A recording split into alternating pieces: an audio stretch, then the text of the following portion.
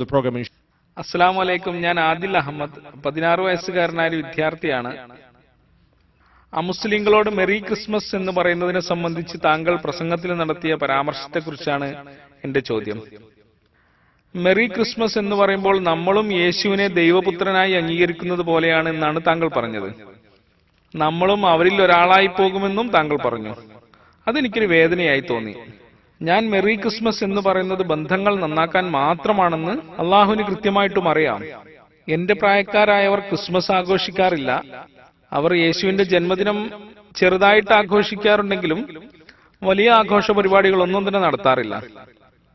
അപ്പോൾ merry Christmas എന്ന് പറയുന്നത് ദൈവദൂഷണമാകുന്നത് എങ്ങനെയെന്നൊന്ന് പറഞ്ഞു തരാമോ?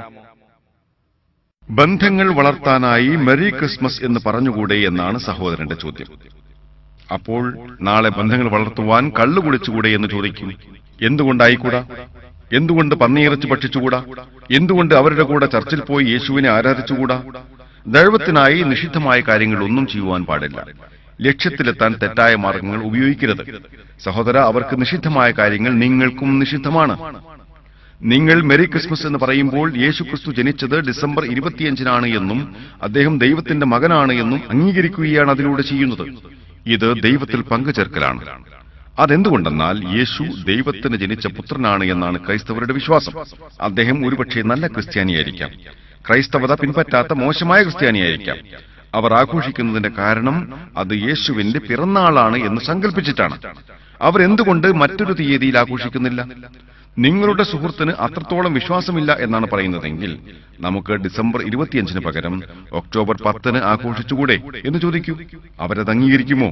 പറ്റില്ല എന്ന് പറയും. പക്ഷെ അതിനർത്ഥം ദഴവത്ത് ചെയ്യേണ്ട എന്നല്ല. ഞാൻ ക്രിസ്മസിന് ദഴവത്ത് ചെയ്യാറുണ്ട്. ഇത് ക്രിസ്മസ് സീസണാണോ? എന്തുകൊണ്ടാണ് ഇപ്പോൾ ക്രിസ്മസ് ആയത്?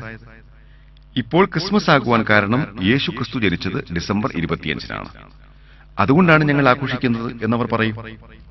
ആരാണ് യേശു? യേശു ദൈവത്തിന് ജനിച്ച പുത്രനാണ്.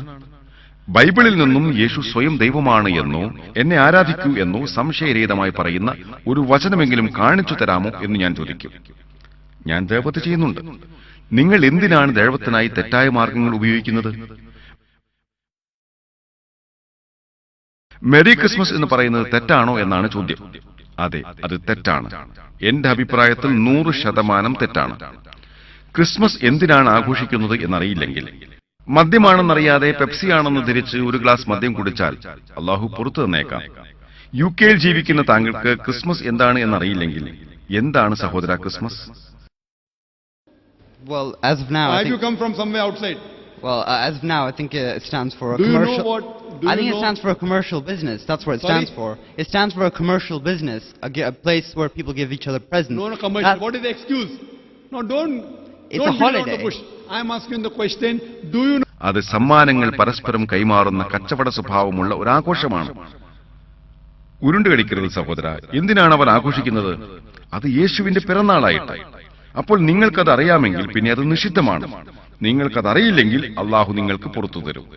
മദ്യമാണെന്നറിയാതെയാണ് കുടിച്ചതെങ്കിൽ അള്ളാഹു നിങ്ങൾക്ക് പുറത്തു തരും.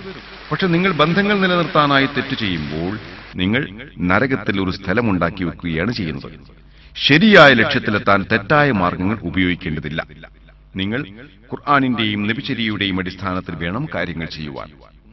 ഞാൻ ഉത്തരം പറഞ്ഞുവെന്ന് പ്രതീക്ഷിക്കുന്നു.